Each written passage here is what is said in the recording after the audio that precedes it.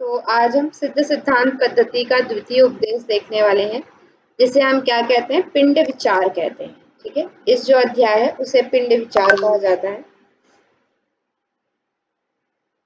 चलिए, इसमें 9 चक्र का निरूपण किया गया है। Just 1 minute.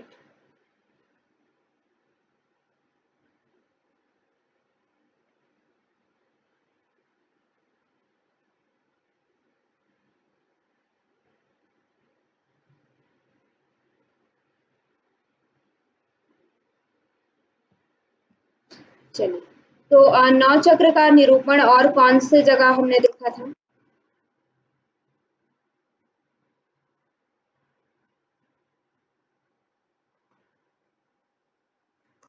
याद है आपको?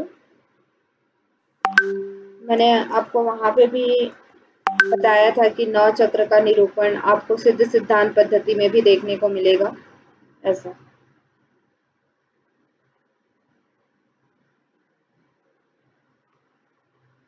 शिव संहिता की वशिष्ठ संहिता में देखा, योग राजोपनिषद में देखा था। अच्छा अच्छा, हाँ, योग राजोपनिषद कल नहीं पढ़े। चलिए, योग राजोपनिषद में हमने देखा था। ठीक है, तो जी मैम। तो यहाँ पे भी 9 चक्र का वहां पे वर्णन किया गया था। तो वहां पे भी आधार चक्र को क्या कहा जाता था? ब्रह्म चक्र कहा गया था। ठीक है, स्थान इसका क्या है? मूलाधार पे है, मूलाधार स्थान पे। आकार कैसे? 3 आवर्तक युक्त उसका आकार स्त्रियों के योनि मंडल के समान है। वहीं पर क्या है? मूल कंद स्थान है। ठीक है, उसका आकार कैसा है? 3 आवर्तक यानी कि त्रिकोण आवर्तक है, और यहाँ पे ही क्या है? मूल कंद का स्थान है। ठीक है, इसे ही कामरूप पीठ भी कहा जाता है। ध्यान कैसे करना है हमें? अग्नि के आकार की शक्ति का ध्यान। ठीक है, जैसे अग्नि प्रज्वलित रहती है तो उसकी शक्ति कैसे होती है, उसी तरह से वहां पे आपको ब्रह्म चक्र में, मूलाधार चक्र में ध्यान करना है। इससे क्या होता है? संपूर्ण कामनाओं को पूर्ण करने वाला होता है। इसका फल क्या है कि ये संपूर्ण कामनाओं को पूर्ण करने वाला है। ठीक है, दूसरा आपका है स्वादिष्ठान चक्र। स्वादिष्ठान चक्र का स्थान नहीं बताया गया है, आकार नहीं बताया गया है। पीठ इसका बताया गया है उद्यान पीठ। ठीक है, इसमें ध्यान कैसे करना है? उसके बीच में पश्चिम मुख, पीछे की ओर मुख किए हुए मूंग के अंकुर के समान लिंग है, उसका ध्यान करना है। ठीक है, यहाँ पे मूंग के अंकुर के समान जो लिंग है उनका ध्यान करना है। इससे ध्यान से क्या होता है? उक्त ध्यान से जगत में साधक के प्रति आकर्षण उत्पन्न हो जाता है। मतलब कि जगत के लोग जो हैं वो उनको क्या करते हैं?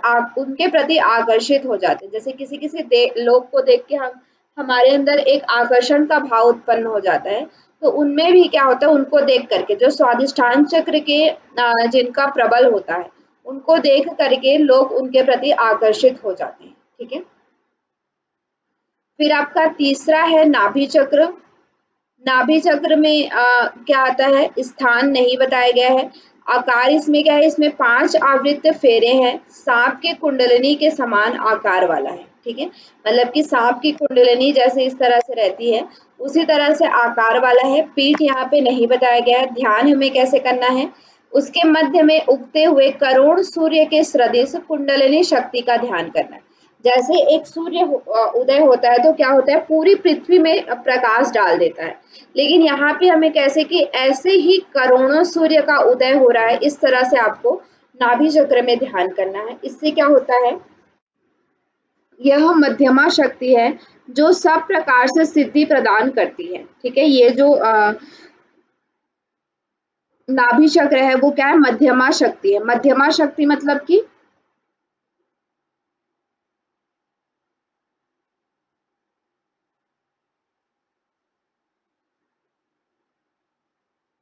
एक बार फिर से बोलिए मैम, वॉइस ब्रेक हो रही थी। अच्छा, मध्यमा शक्ति। मध्यमा शक्ति मध्यमा, ये मध्यमानी सुषुम्ना शक्ति। हाँ, ठीक है, वहीं पे सुषुम्ना शक्ति का निवास है और यही क्या करता है? सभी प्रकार के सिद्धि प्रदान कराती है। उसके बाद आपका आता है अनाहत चक्र, हृदय चक्र भी कहते हैं। ये अष्टदल वाला है, ऐसा यहाँ पे बताया गया है। हृदय चक्र, उसका मुख नीचे की ओर है, ठीक है, उसका मुख क्या है, नीचे की ओर, अधोगति है, अधो की तरफ है, नीचे की तरफ। इसमें ध्यान करने से क्या होता है, उसके मध्य में कणिका के लिंग के आकार की ज्योति का ध्यान करें, वह ही हंस कला है, ठीक है। हंस कला यानी कि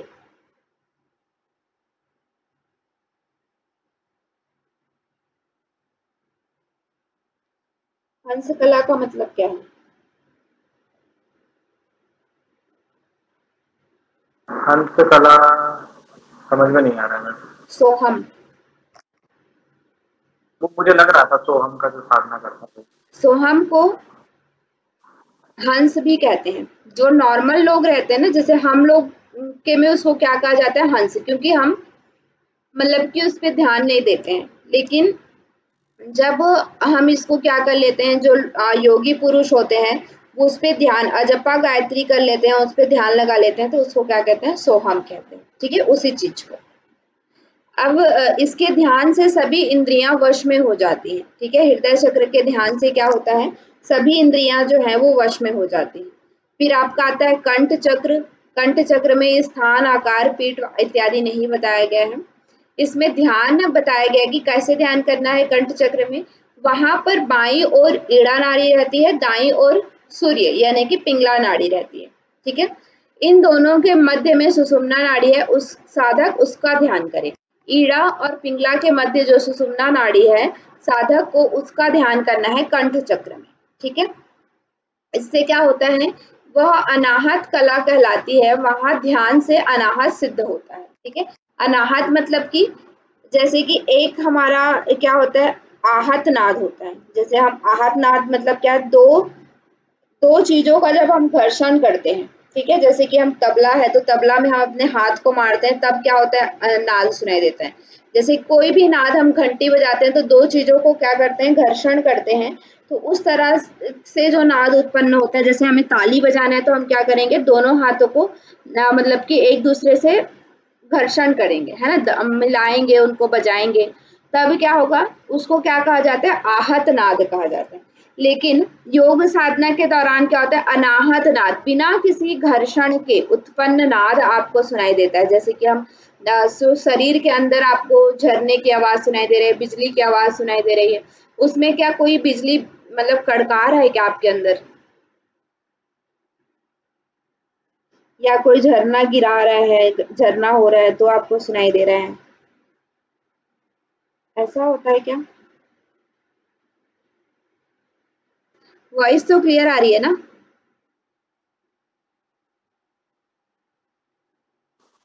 हाँ जी मैम, वो थोड़ा सा अनम्यूट नहीं हो रहा था। हाँ बिल्कुल, वो तो स्वतः ही अंदर से आती है। हाँ, ठीक है। मतलब ऐसा कोई कर नहीं रहा होता है, स्वतः आती हाँ, है तो जी। उसको क्या कहते हैं, अनाहत नाद सुनाई देता है जब आप इस तरह के कंठ चक्र पे ध्यान करते हैं तब, ठीक है। फिर आपका तालु चक्र आता है।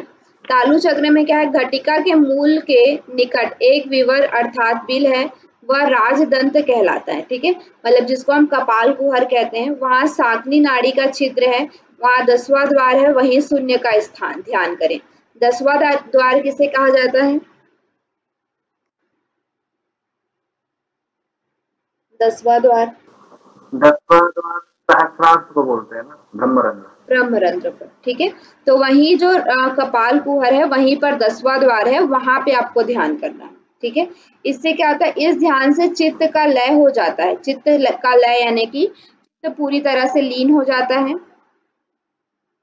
उसके बाद आपका 7वां है भ्रू चक्र, भ्रू चक्र या मध्यम चक्र भी कहते हैं। आयतन इसके अंगूठे भर रहता है, अंगूठे जैसा होता है ना, उसी तरह से इसका आयतन रहता है, ठीक है।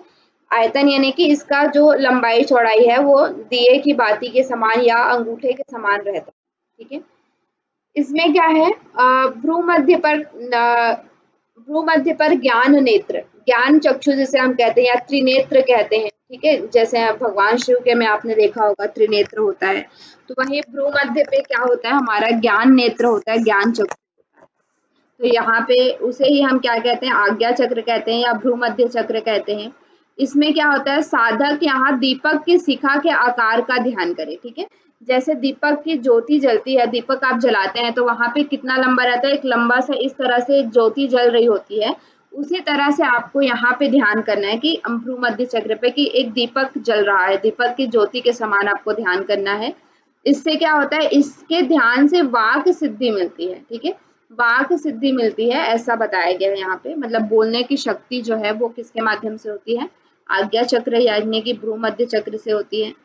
उसके बाद आठवां आपका बताया गया निर्वाण चक्र, जिसे ब्रह्मरंध्र भी कहते हैं। इसका है जालंधर पीठ। यहाँ पे क्या है, धुएं की शिखा के रूप में इसका ध्यान करना है। जैसे धुआं आपने देखा होगा, धुआं निकलता है तो उसकी जो ऊपर वाली चोटी होती है, ठीक है, तो धुआं जैसे ये इस तरह से धुएं की शिखा के समान हमें वहां पे ध्यान करना है निर्वाण चक्र में, ब्रह्मरंध्र में। इसके ध्यान से क्या होता है, मोक्ष की प्राप्ति होती है। ठीक है, निर्वाण चक्र पर जब हम ध्यान करते हैं। लास्ट है आपका आकाश चक्र, जो 16 पंखुड़ियों से युक्त कहा गया है। और इसका क्या है, इसका मुख ऊपर की ओर है। जैसे कि हृदय चक्र का मुख क्या था, अधोगति था, अधोग की तरफ था, नीचे की तरफ। इसका मुख क्या है, ऊपर की तरफ है। ठीक है, ये पूर्णगिरि पीठ है। इसका ध्यान कैसे करना है, उसका मध्य में त्रिकुट के आकार वाली इसकी ऊर्ध्व शक्ति है। ठीक है, इस पर परम शून्य अर्थात सर्वथा आकार रहित शक्ति का ध्यान करना है, मतलब कि निराकार ब्रह्म का हमें ध्यान करना है। तो इससे क्या होता है, इसके ध्यान करने से समस्त इच्छाओं की पूर्ति हो जाती है। ठीक है, तो यहाँ पे इम्पोर्टेंट है ध्यान इत्यादि करना। फल वगैरह तो इतना इम्पोर्टेंट नहीं है, आपको याद रखना है सीक्वेंस में। 9 जो चक्र है उसको एज इट इज सीक्वेंस में आपको याद रखना है। ठीक है, और उनके नाम के अनुसार अपने अकॉर्डिंगली उनका जो नाम है उसी अनुसार से आपको सीक्वेंस में उसको याद करना है। ठीक है, इसमें यहाँ पे इम्पोर्टेंट ये है सीक्वेंस में याद करना, मतलब कि इसमें जो आपके 9 चक्र दिए हुए हैं उनको सीक्वेंस में याद करना। ये आकाश चक्र जो दिया है वो ब्रह्मरंध्र ना, उसको बोला आकाश चक्र, हाँ सहस्त्रार चक्र जिसे हम कहेंगे। ठीक है, आकाश चक्र जी, बट यहाँ पे इनके नाम से ही आपको याद करना है। ठीक है, फिर आपका है षोडश आधार। 16 आधार हमने और बहुत सारे जगह में पढ़ा है, 16 षोडश आधार का वर्णन। ठीक है, 16 अलग अलग आधार होते हैं हमारे शरीर में। जी, किसमें पढ़ा है, वशिष्ठ संहिता में। हाँ, वशिष्ठ संहिता में। ठीक है, तो षोडश आधार का यहाँ पे वर्णन मिलता है आपको। और गोरख संहिता में भी हमने पढ़ा था षोडश आधार जो है। ठीक है, तो यहाँ पे षोडश आधार जो हमारे आधार है उनका वर्णन मिलता है। ठीक है, तो यहाँ पे आपको पैर का अंगूठा और उस पे कैसे ध्यान करना है उसका यहाँ पे वर्णन किया गया। पहला हमारा आधार क्या है, पैर का अंगूठा। ठीक है, पैर के जो हमारे अंगूठे हैं उन पे ध्यान करना है, तेजोमय रूप का ध्यान आपको करना है पैर के अंगूठे में। इससे क्या होता है, साधक की दृष्टि स्थिर होती है, साधक की जो दृष्टि है वो स्थिर होती है। फिर आपको मूलाधार यानी कि पैर, बाएं पैर की एड़ी से दबाना। मूलाधार को बाएं पैर की एड़ी से दबाते हैं तो क्या होता है, अग्नि प्रदीप्त होता है। फिर आपका आता है गुदय स्थान। गुदय स्थान का संकोचन करना है, ढीले छोड़ना है, यानी कि आकुंचन प्रसारण। ये कौन सी मुद्रा हुई, अश्विनी मुद्रा। हाँ, अश्विनी मुद्रा का अभ्यास करेंगे तो क्या होता है, आपान वायु जो है वो स्थिर होता है। फिर मेढ्र लिंग में क्या करना है, लिंग संकोचन वज्रोली की तरह, वज्रोली मुद्रा के द्वारा लिंग का संकोचन करना है। इससे क्या होता है, ब्रह्मा विष्णु रुद्र ग्रंथि का भेदन, लिंग के ऊर्ध्वमुख होने का वीर्य स्थिर। ठीक है, वीर्य स्थिर हो जाता है और ब्रह्मा विष्णु और रुद्र का ग्रंथि जो है उनका भेदन हो जाता है। ठीक है, तो यहाँ पे ये इंपॉर्टेंट है। ठीक है, कि ब्रह्मा विष्णु और रुद्र ग्रंथि का भेदन कौन से आधार से ठीक होता है, या फिर कौन से आधार से होता है भेदन। ठीक है, तो मेढ्र या लिंग आधार से। फिर ओड्यान, यहाँ पे उड्डयन को क्या बोला गया है, ओड्यान बोला गया है। इससे क्या होता है, इसको बांधने से मल और मूत्र, ये मल और है, मल और मूत्र अल्प होने लगता है। ठीक है, जब उड्डयन बंद करते हैं तो इससे क्या होता है, मल और मूत्र जो है वो कम होने लगता है। नेक्स्ट नाभि वाला बहुत इंपॉर्टेंट है, ये प्रश्न आया हुआ है। ठीक है, नाभि वाला जो प्रश्न है वो आया हुआ है कि यहाँ से प्रश्न पूछा गया था कि कौन से आधार में या नाभि आधार में किसका उच्चारण करना चाहिए। ठीक है, ये पूछा गया है। तो ओंकार का उच्चारण करना चाहिए, या शायद ऐसा पूछा गया था कि ओंकार का उच्चारण सिद्ध सिद्धांत पद्धति के अनुसार कौन से आधार में किया जाता है। तो हमें ओंकार का उच्चारण हम जनरली किसमें सोचते हैं कि आज्ञा चक्र में होगा या हृदय चक्र में होगा, ऐसा सोचते हैं। लेकिन यहाँ पे क्या है, ओंकार का नाभि के साथ रिलेशन बताया गया है। ठीक है, तो इसको याद रखिएगा। इससे क्या होता है, साधक के चित्त का नाद में लय हो जाता है। ठीक है, चित्त का नाद में लय हो जाता है।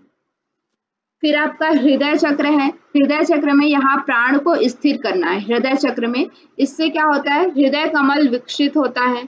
कंठ जालंधर बंध में क्या करना है, कंठ के मूल को ठुड्डी से बंद करें।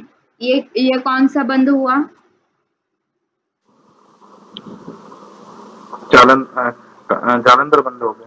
ठीक है, तो जालंधर बंद लगाना है। जालंधर बंद लगाने से क्या होता है, ईड़ा और पिंगला नाड़ियों में वायु का प्रवाह एक हो जाता है। ठीक है, एक हो जाता है यानी कि सुषुम्ना में प्रवाह होने लगता है। ठीक है, ईड़ा और पिंगला में छोड़ करके सुषुम्ना में प्रवाह होने लगता है। फिर घटिका के बारे में बताया गया। घटिका में यहाँ पर जीभ के अग्र भाग में लगाएं। घटिका यानी कि जो घंटी होती है ना, मैंने आपको बताया था, मुख को खोलेंगे जब हम बड़ा सा, तो वहां पे हमें दिखता है एक घंटी नुमा आकार का। ठीक है, तो उसको यहाँ पे घटिका बोला गया। तो उस घटिका में हमें जीभ के अग्रभाग को मोड़ करके जीभ को अग्रभाग को लगाना है। इससे क्या होता है, अमृत कला अमृत बिंदु जो टपकते हैं उसको हम जीभ के द्वारा वहीं पे रोक लेते हैं।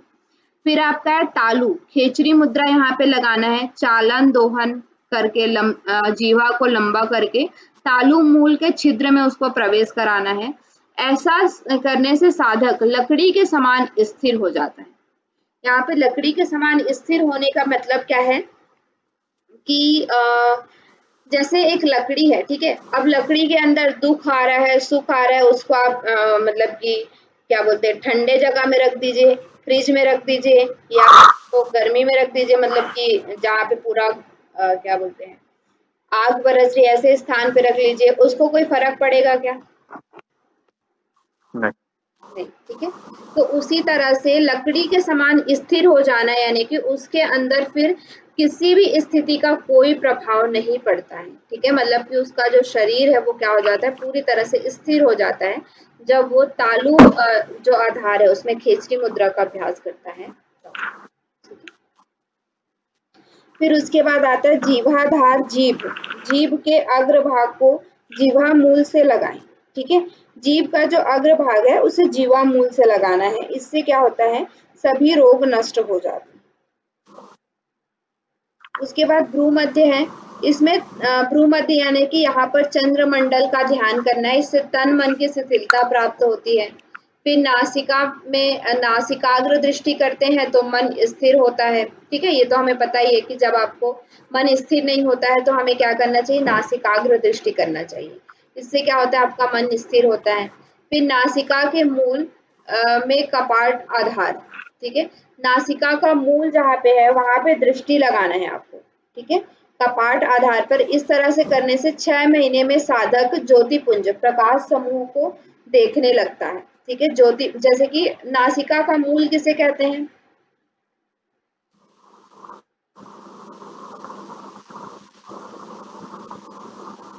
नासिका का मूल मतलब क्या है, जो सामने जो दिखता है। हाँ, जैसे हमारा नासिका का मूल हम क्या कहेंगे, दोनों भौहों के मध्य। ठीक है, वहीं से तो नाक प्रारंभ होता है ना जी, भ्रुकुटी के बीच से ही शुरू हो जाती है। तो वहां पे आप दृष्टि लगाते हैं भ्रुकुटी मध्य में। तो 6 महीने में क्या होता है, साधक जो है वो ज्योतिपुंज के समान हो जाता है, प्रकाश समूह को देखने लगता है। जैसे कि आपने देखा भी होगा, पढ़ा भी होगा, जैसे इसमें क्या होता है, जैसे आप भ्रुकुटी मध्य पे ध्यान लगाते नित्य, जैसे अभी आप आंखें बंद करेंगे, भ्रुकुटी मध्य में देखेंगे तो वो कैसा दिखाई देता है, अंधेरा दिखाई देता है। ठीक है, लेकिन नित्य प्रति आप ऐसा ध्यान करते रहेंगे तो वहां पे आपको एक सफेद मतलब ज्योति दिखाई देने लगेगी। ठीक है, धीरे धीरे उसमें क्या है कि अभी अंधेरा दिख रहा है, काला दिख रहा है, लेकिन धीरे धीरे जैसे जैसे हम उसमें ध्यान की प्रक्रिया को बढ़ाते जाते हैं तो कैसा दिखने लगता है, सफेद ज्योति के समान दिखने लगता है। ठीक है, तो यहाँ भी उसी तरह से ज्योति पुंज आपको दिखाई देते लगता है। फिर ललाट जिसको हम लोग फोरहेड कहते हैं, माथा, ठीक है। यहाँ पे क्या करना है, ज्योति समूह का जब आप ध्यान करेंगे तो साधक क्या होता है, तेजस्वी बनता है। फिर 16वां आपका है ब्रह्मरंध्र आकाश चक्र, ठीक है। यहाँ पे गुरु के चरण कमल का निरंतर ध्यान करने से साधक आकाश के समान पूर्ण हो जाता है, ठीक है। आकाश के समान पूर्ण यानी कि उसमें अब कुछ भी शेष नहीं रह जाता है, वो पूरी तरह से पूर्ण हो जाता है। इस तरह से यहाँ पे बताया गया, ठीक है। तो मेन जैसे आपका ये भूमध्य वाला हो गया, ठीक है, नासिकाग्र दृष्टि हो गया, आपका जो मैंने प्रीवियस में बताया नाभि वाला, ठीक है। ये कुछ मेन है, उसको याद रखना है। बाकी आपको कितने आधार होते हैं, 16 आधार होते हैं, तो 16 आधार के आपको नाम याद रखना है। बाकी आपका जो ध्यान का फल है वो कुछ चीजों का ही आपको ध्यान रखना है, ठीक है, जो मेन है, जैसे नासिकाग्र वगैरह है, ललाट वगैरह है, ऐसे कुछ चीजों का ही ध्यान रखना है, ठीक है, ध्यान रखने की जरूरत नहीं। फिर यहाँ पे 3 लक्ष्य बताए गए हैं। 3 लक्ष्य क्या क्या होता है, पहला अंतर लक्ष्य, बहिर्लक्ष्य और मध्य लक्ष्य, ठीक है। अंतर लक्ष्य यानी कि हमारे शरीर के अंदर, लक्ष्य कहने का मतलब क्या है कि जैसे ध्यान के लिए आपने वो देखा होगा त्राटक, त्राटक के 3 प्रकार कहे जाते हैं। आपको पता है त्राटक के 3 अलग अलग प्रकार? ज्योति त्राटक, बिंदु त्राटक, ऐसा वाला। त्राटक के 3 प्रकार कहे जाते हैं, अंतर त्राटक, बहिर्त्राटक और मध्य त्राटक। बहिर्त्राटक मतलब क्या है, अपने शरीर से बहुत दूर, जैसे सूर्य पर ध्यान करना, सूर्य को देखना, चंद्रमा को देखना, ठीक है, बहुत दूर की चीज को देखने को क्या कहते हैं, बहिर्त्राटक कहते हैं, ठीक है। मध्य त्राटक जैसे जो आप ज्योति त्राटक, बिंदु त्राटक कह रहे हैं, वो किसके अंतर्गत आता है, मध्य त्राटक के अंतर्गत आता है, ठीक है। मतलब हमारे शरीर के बाहर ही लेकिन हमसे पास की चीज को पर हम ध्यान करते हैं, ठीक है, त्राटक लगाते हैं, तो उसको मध्य त्राटक कहते हैं। और अंतः त्राटक यानी कि शरीर के अंदर के अंगों पर या किसी चीज पर जब हम त्राटक करते हैं तो उसको क्या कहते हैं, अंतर त्राटक कहते हैं, ठीक है। सर्वप्रथम हमें बहिर त्राटक करना चाहिए, बाहर की चीज जैसे सूर्य हो गया, चंद्रमा हो गया, उस पर ध्यान त्राटक करना।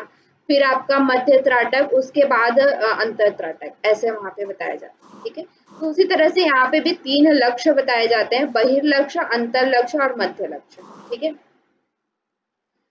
तो अंतर लक्ष्य में क्या होता है, श्वेत वर्ण युक्त सुषुम्ना नाड़ी के अंदर कमल तंतु से युक्त विद्युत प्रवाह का ध्यान। अब देखिए ये कितना सूक्ष्म है, हमें क्या करना है, सुषुम्ना नाड़ी पर ध्यान लगाना है। फिर सुषुम्ना नाड़ी के अंदर भी कमल तंतु से युक्त, जैसे कि कमल की डंडी होती है, तो उसके अंदर भी विद्युत प्रवाह का हमें ध्यान करना है, ठीक है। मतलब कि ये बहुत अंदर की चीज, अंतर लक्ष्य के विषय में बताया गया है, उस पर ध्यान करना है। और किस पे ध्यान करना है, ललाट के ऊपर स्थान में चमकते हुए तारे का ध्यान, ठीक है। ललाट के ऊपर यानी कि कपाल, जो हमारा मस्तक है, फोरहेड जिसे हम कहते हैं, माथा जिसे कहते हैं, वहां पे क्या है, चमकते हुए तारे का ध्यान करना है अंदर। फिर भ्रमर गुहा के बीच में लाल वर्ण भ्रमर आकृति का ध्यान करना है। दोनों कानों, दोनों तर्जनी उंगलियों को बंद करके धू धू प्रकार की ध्वनि का ध्यान, मतलब कि सन्मुखी मुद्रा लगा करके जो अंदर की ध्वनि है उसको सुनना, ठीक है, उस पे ध्यान लगाना। फिर क्या है, नेत्र के अंदर पुतली के आकार के नीले रंग की ज्योति का ध्यान, ठीक है। नेत्र को जब आप बंद करेंगे तो कभी कभी आपने देखा होगा कि नीले रंग की आपको एक आकृति दिखाई देती है, नीले रंग का पुतली के आकार का गोल गोल आपको दिखाई देता है, तो उस ज्योति पर ध्यान करना निरंतर। ये सब क्या है, हमारे अंदर की चीजें, अंदर पर लक्ष्य करने के लिए कहा गया है, ठीक है। उसके बाद आपका बहिर्लक्ष्य है, बहिर्लक्ष्य के अंतर्गत क्या है, आपके नाक के बाहर 4 अंगुल में नीले ज्योति का ध्यान करना है, ठीक है। नाक के बाहर 4 अंगुल में आपको नीले ज्योति का ध्यान करना है। फिर नाक के बाहर 6 अंगुल में नीले धुएं रंग का वायु का ध्यान करना है। नाक के बाहर 8 अंगुल में अंतः लाल अग्नि का ध्यान करना है, ठीक है। नाक के अग्रभाग में 10 अंगुल में कलकल करते हुए जल का ध्यान करना है। ये सब आपको बहिर्लक्ष्य के अंतर्गत बताया गया है, बाहर की तरफ आपको इस तरह से ध्यान करना है, ठीक है। आकाश की ओर मुख करके ध्यान करना है। मध्य आकाश में दृष्टि स्थिर कर ध्यान करना है। आकाश में यहाँ वहां देखकर ध्यान करना है, सोने के समान तपाए हुए भूमि का ध्यान करना, ये सब क्या है, मतलब कि बहिर्लक्ष्य के अंतर्गत आता है। आपको अंदर की चीजें इतना याद रखने की जरूरत नहीं है। पूछा जाता है कितने तरह के लक्ष्य होते हैं, कौन कौन से होते हैं, ठीक है। तो 3 तरह के होते हैं, अंतर लक्ष्य, बहिर्लक्ष्य, मध्य लक्ष्य। फिर उसके बाद मध्य लक्ष्य में है श्वेत वर्ण, रक्त वर्ण, कृष्ण वर्ण, ये सारी जो है उनका क्या करना है, ध्यान करना है, ठीक है। चंद्रमा, सूर्यमंडल का ध्यान करना, ज्योति रूप का ध्यान करना, अर्धचंद्राकार मंडल का ध्यान करना, इस तरह से आपको अपने पिंड में ध्यान करने को कहा गया है। तो मुख्यतः आपको याद रखना है कितने लक्ष्य हैं और कितने लक्ष्य हैं, 3, कौन कौन से हैं, अंतर, बहिर और मध्य। फिर आपका यहाँ पे 5 व्योम का बताया गया है। 5 व्योम के आधार पर, व्योम यानी कि आकाश, पंच आकाश बताए गए हैं, कौन कौन से। पहला है आपका आकाश, पराकाश, महाकाश, तत्वाकाश, सूर्याकाश, ठीक है। इस तरह से पंच आकाश बताए गए हैं। तो आकाश यानी कि बाह्य और अंदर अत्यंत निर्मल आकार रहित आकाश का ध्यान करना है, बाहर भी ध्यान करना है, अंदर भी ध्यान करना है। पराकाश यानी कि बाह्य और अंदर अत्यंत श्वेत आकार के पराकाश का ध्यान करना। जस्ट 1 मिनट, वो नहीं हो रहा। वॉइस वगैरह क्लियर है ना? हाँ, वॉइस क्लियर आ रही है मैम। बीच बीच में थोड़ा सा हो रहा था नेटवर्क इशू, बाकी ठीक आ रहा है मैम, वॉइस क्लियर। सदिश आकार मतलब कि पराकाश पढ़ रहे थे, श्वेत आकार वाले पराकाश का ध्यान करना है। महाकाश यानी कि बाह्य और अंदर प्रलय कालीन अग्नि के सदृश महाकाश का ध्यान करना है। तत्वाकाश यानी कि बाहर और अंदर सच्चित आनंद रूप तत्वाकाश का ध्यान करना है। सूर्याकाश यानी कि करोड़ों सूर्य के समान सूर्याकाश का ध्यान करना है। तो इसमें भी आपको नाम याद रखना है, कितने आकाश है वो याद रखना है, नाम याद रखना है, ठीक है। अब यहाँ पे एक बताया गया है कि जब आप अपने 9 चक्र, ठीक है, 16 कलाधारम, त्रिलक्षम, व्योम, पंचकम, इन चारों चीज को जानते हैं। किसको किसको? 9 चक्र को, 16 आधार को, 3 लक्ष्य को और क्या बोलते हैं, पंच व्योम को। इन जो 5 आकाश है उनको जानते हैं। सम्यगे तन्य जानाति स योगी नाम धारका, ठीक है। जो इन चारों चीज को अच्छी तरह से जानता है, ठीक है, उसी को क्या है, योगी कहा जाता है। भली प्रकार जो इनको जानता है वही मात्र योगी है। बाकी जो नहीं जानता है, केवल वस्त्र धारण किए हुए, योगी का वेश धारण किए हुए हैं, वो योगी नहीं है। जो 9 आकाश, 16 कला, 3 लक्ष्य और 5 व्योम को अच्छी तरह से जानता है वही योगी है, ऐसा यहाँ पे बताया गया। पूछा जा सकता है कि सिद्ध सिद्धांत पद्धति के अनुसार योगी कौन है। तो योगी कौन है? जो 9 चक्र, 16 आधार, त्रिलक्ष्य और 5 व्योम, इन चारों को जानता है वही योगी है, ठीक है। अब यहाँ पे अष्टांग योग का वर्णन किया गया है, ठीक है। अष्टांग योग किसे क्या है? यम, नियम, आसन, प्राणायाम, प्रत्याहार, धारणा, ध्यान, समाधियो अष्टावंगानी, ठीक है। 2/32 में आपको ये देखने को मिलेगा, जिसमें आपका क्या है, 8 अंगों का वर्णन आपको किया गया है, ठीक है। अब यहाँ पे बहुत इंपॉर्टेंट है यम नियम जो आप देख रहे हैं ना, जैसा मैंने आपको उसमें भी बताया था, त्रिशिक ब्राह्मण उपनिषद में, जैसे उसमें अलग अलग तरह के यम नियम बताए गए हैं, उनके जो डेफिनेशन है वो अलग अलग तरह के दिए गए हैं। उसी तरह से यहाँ पे भी अलग अलग तरह का दिया हुआ है, ठीक है। यम का मतलब क्या है? यम जनरली हम बाकी हठ योग टेक्स्ट में क्या पढ़ते हैं? 10 यम पढ़ते हैं। पातंजल योग दर्शन में कितने पढ़ते हैं? 5 यम पढ़ते हैं, ठीक है। लेकिन यहाँ पे यम कितने बताए गए हैं? 3 बताए गए हैं, और ये क्या है, अलग है। ये बहुत इंपॉर्टेंट है, ये प्रश्न आया हुआ है, इंपॉर्टेंट लिख लीजिएगा यहाँ पे। इसमें क्या है? उपशम, उपशम यानी कि शांति। यम का मतलब क्या है? उपशम यानी कि शांति। दूसरा क्या है? सर्व इंद्रिय जय, सभी इंद्रियों पर विजय प्राप्त करना, जो हमारी पंच ज्ञान इंद्रियां हैं उन पर विजय प्राप्त करना। तीसरा क्या है? आहार, निद्रा, शीत, वात, आतप, आताप जयस्य, ठीक है। मतलब क्या है? भोजन विशेष की इच्छा, नींद, शीतल और तीव्र धूप, इन सब पर विजय प्राप्त करना, ठीक है। आहार पर विजय प्राप्त करना, कि जैसे अभी हमारा क्या है कि आहार पर हमें विजय प्राप्त नहीं होता है कि हम क्या खाएं क्या ना खाएं, हमारा मन जो करता है वो खा लेते हैं। लेकिन यम का मतलब क्या है कि अपने आहार पर विजय प्राप्त करना, क्या हमारे लिए सही है, क्या हमें खाना चाहिए, उस पर विजय प्राप्त करना। निद्रा पर विजय प्राप्त करना, ठीक है। शीतवात, शीतवात यानी कि ठंड, शीतलता जैसे रहती है कि अभी हमारे पास ठंड आ जाए तो हम 10-12 कंबल ओढ़ के सोने लगेंगे, ठीक है। लेकिन जो योगी होते हैं उनको आपने देखा होगा कि वो कैसे रहते हैं कि ठंडे बर्फीले स्थान में रहते हुए भी वो निर्वस्त्र रहते हैं, ठीक है। तो शीत पर विजय प्राप्त करना। और क्या है, अताप जयश, अताप जयश यानी कि धूप इत्यादि जो रहता है, तीव्र धूप, उस पे भी विजय प्राप्त करना। ये 3 चीज यहाँ पे बताया गया है यम के अंतर्गत, ठीक है। क्लियर है?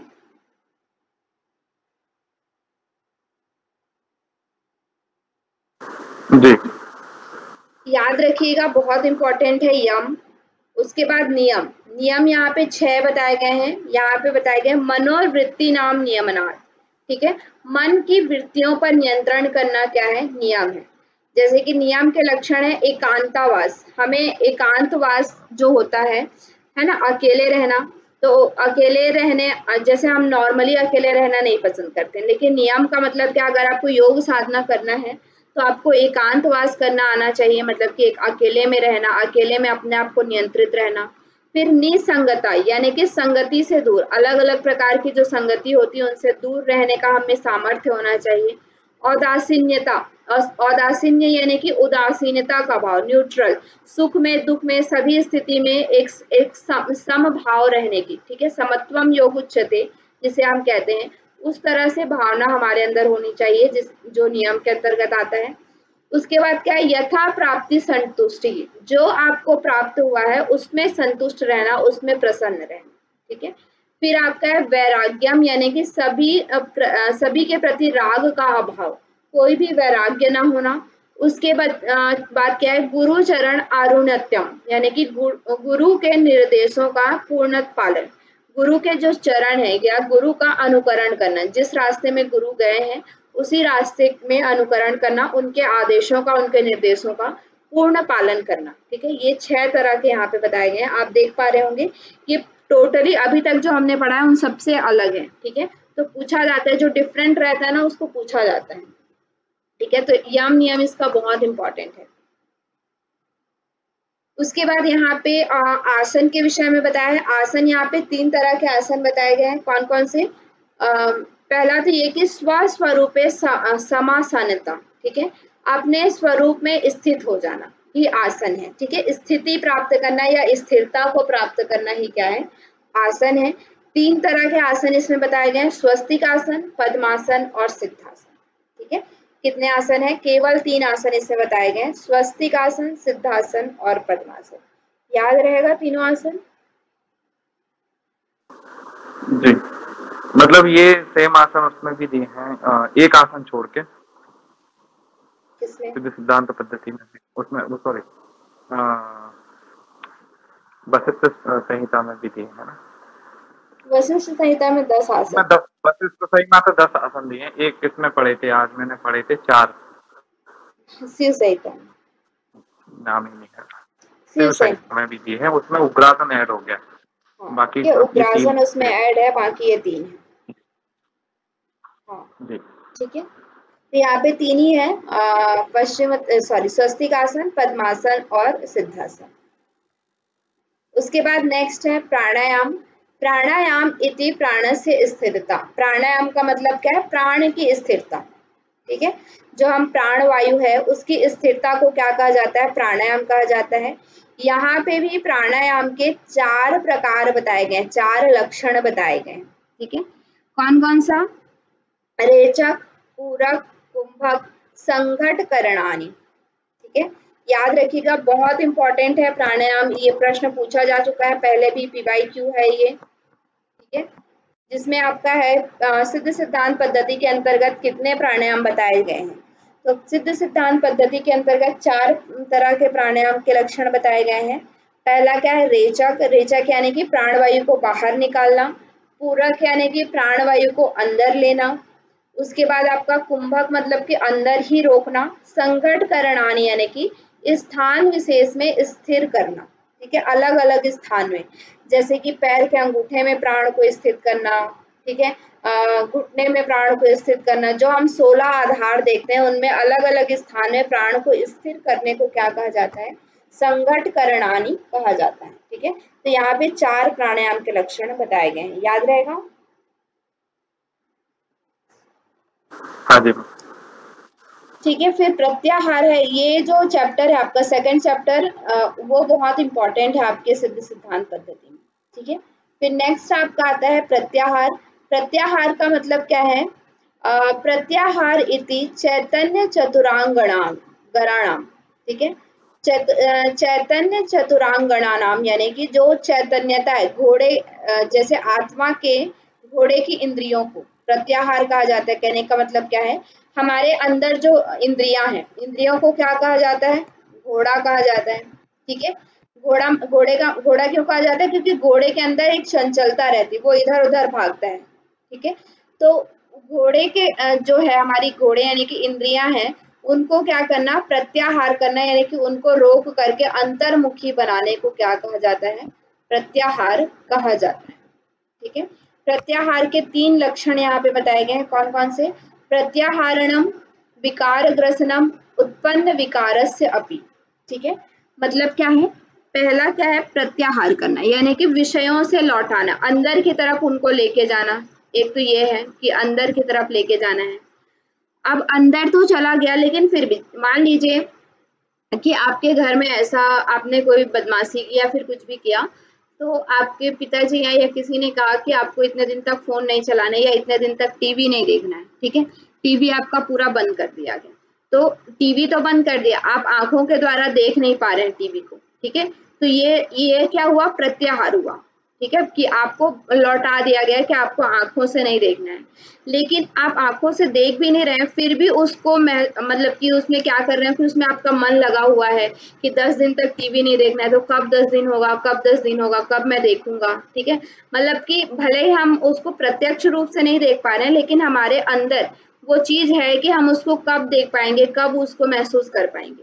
तो वो चीज को दूर करना क्या है, विकार ग्रसनम, यानी कि हमारी प्रत्यक्ष आंखों से हम उसको नहीं देख पा रहे हैं, लेकिन हमारा मन जो उसके साथ, उस इंद्रिय के साथ लगा हुआ है, ठीक है, उस विकार में जो लगा हुआ है, उसको भी दूर करना क्या होता है, विकार ग्रसनम, विकारों को दूर करना। समझ में आया।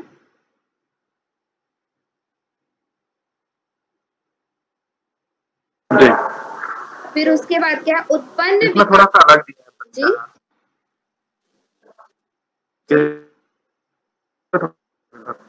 आपकी वॉइस ब्रेक हो रही है। मतलब इसमें प्रत्याहार थोड़ा अलग दिया हुआ है। हाँ, इसमें सारी चीजें बहुत अलग, मैं कह रहा हूँ मैम इसमें बिल्कुल अलग। इसमें यम नियम भी अलग है, ठीक है, आसन तो 3 ही है, प्रत्याहार प्राणायाम भी आपने देखा अलग है, ठीक है, प्रत्याहार भी बहुत अलग है, ठीक है, सब चीज इसमें अलग है, इसलिए बहुत इंपॉर्टेंट भी है, पूछा जाता है यहाँ से प्रश्न। फिर उसके बाद क्या है, उत्पन्न विकारस्य अपि, मान लीजिए ये तो हमारा विकार कैसा है, पहले से उत्पन्न है, हमारे मन में लगा हुआ है, अब और नया विकार भी ना उत्पन्न हो, ठीक है।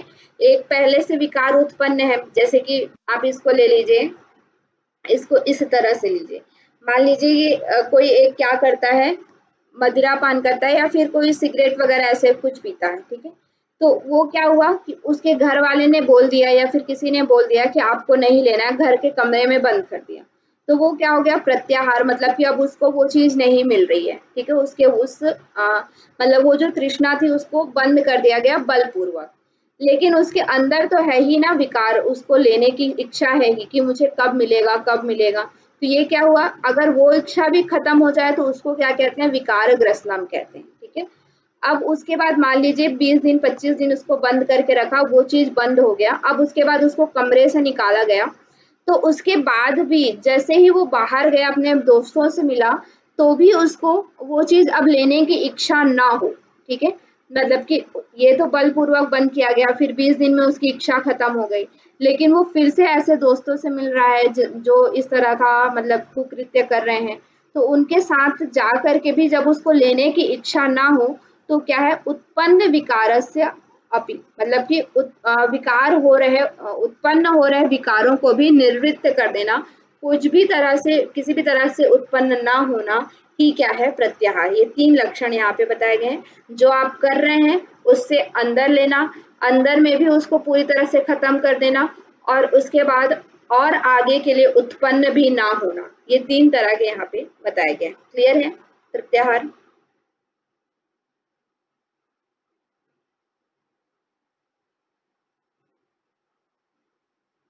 फिर यहाँ पे आपका हाँ, आपकी आवाज नहीं आ रही है। धारणा बताया गया है। धारणा में आपका है बाहर और अंदर एक ही है, उसमें अपने स्वरूप के अंतःकरण में स्थिर करना। ठीक है, मतलब कि स्वरूप को अंतःकरण में स्थिर करना, जिस प्रकार और जो भाव उत्पन्न हो रहा है उन सबको निराकार आत्मा में ही धारण करना, अपने मन इत्यादि को वायु रहित स्थान में रखें, दीपक के पूर्ण स्थिर लौ के समान स्थिर करें। ठीक है, मान लीजिए इसको आप नॉर्मली भी समझ सकते हैं, जैसे हमें धारणा ध्यान के लिए कराया जाता है। ठीक है, ध्यान आपने कभी किया होगा, ऐसे तो कराया जाता है, तो क्या होता है कि हमें सर्वप्रथम बोला जाता है कि आपके अंदर जो भी विचार आ रहे हैं उसको आने दीजिए। ठीक है, आंखें बंद रखिए, जो भी विचार आपके अंदर आ रहे हैं आने दीजिए।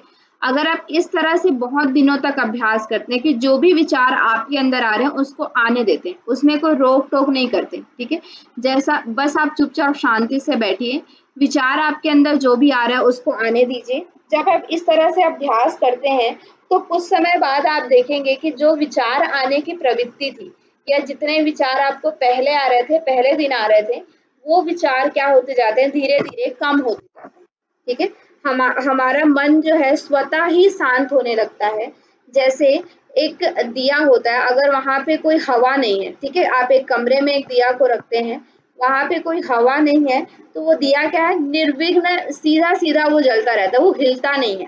ठीक है, उसी तरह से जब आप नित्य प्रति इस तरह से ध्यान करते हैं तो आपके अंदर के सारे विचार खत्म हो जाते हैं, और आपका जो मन कैसा हो जाता है, वायु रहित स्थान में रखे हुए दीपक के समान स्थिर हो जाता है। मतलब आपका चित्त जो है वो स्थिर हो जाता है। इसी को क्या कहा जाता है, धारणा कहा जाता है। फिर आपका है ध्यान। ध्यान का मतलब क्या है, ध्यान के लक्षण यहाँ पे बताए गए हैं।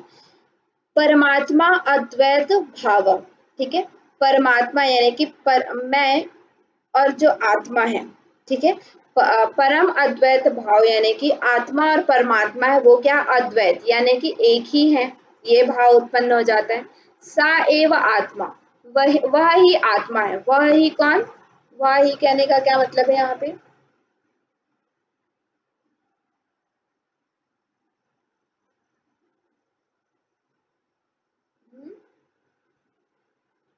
वह ही मतलब परमात्मा ही क्या है, आत्मा है। ठीक है, ब्रह्म ही आत्मा है, परमात्मा ही आत्मा है। यथा यद तद स्फुरित सा एव आत्मा, चित्त जैसे भी भाव प्रकट होता है वह ही आत्मा है। चित्त में जो भी भाव प्रकट हो रहा है वह सब आत्मा ही है। स्वरूपम एव इति भावयेत, ठीक है, वह सब उसका ही स्वरूप है, ऐसा भावना करें। ठीक है, ये जो भी चीजें हम देख रहे हैं वो सब किसका स्वरूप है, उसका ही स्वरूप है, ऐसा हमें भावना करना है। फिर क्या है, सर्वभूतेषु समदृष्टि।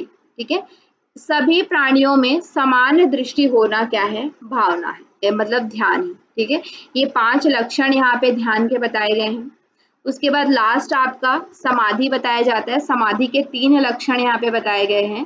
सर्व तत्वानाम साम्य अवस्था। ठीक है, सभी तत्वों में साम्य अवस्था होना। ठीक है, अंतःकरण के सभी तत्वों में सम अवस्था। अंतःकरण में क्या है, आपका मन बुद्धि चित्त अहंकार, जिसमें आपके सुख दुख मतलब राग द्वेष, ये सारी स्थिति जो उत्पन्न होती है उनमें सम अवस्था में रहना। मान सम्मान लाभ हानि जो भी स्थिति आप में आ रही है उन सभी अवस्थाओं में सम अवस्था में हो जाना क्या है, समाधि है।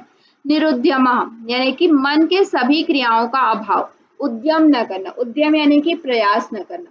जैसे अभी हमें मन को स्थिर करने के लिए क्या करना पड़ता है, प्रयास करना पड़ता है, लेकिन यहाँ पे निरुद्यम का मतलब क्या है कि मन के सभी क्रियाओं में क्रियाओं का अभाव। ठीक है, फिर क्या है, अनायास स्थिति तत्व, यानी कि प्रयत्न रहित स्थिर हो जाना, स्थिरता को प्राप्त कर लेना, यानी कि एक तरह से मन जो है वो बिना प्रयत्न किए ही जब स्थिर हो जाए तो उसे हम क्या कहते हैं, अनायास स्थिति तत्व। ठीक है, इति समाधि, इसे ही क्या कहते हैं, समाधि कहते हैं। समाधि के 3 लक्षण यहाँ पे बताए गए हैं। सभी तत्वों में समावस्था होना, मन के सभी किसी भी क्रिया के लिए हमें प्रयास न करना, और तीसरा क्या है, अनायास स्थिर हो जाना। ये 3 तरह के समाधि के लक्षण यहाँ पे बताए गए। ठीक है, अष्टांग योग का वर्णन यहाँ पे आपका कंप्लीट होता है। नेक्स्ट आपका तृतीय अध्याय आएगा जो हम कल से देखेंगे। ठीक है, क्लियर है? हाँ जी मैम। ये सेकंड चैप्टर आपका बहुत इंपॉर्टेंट है।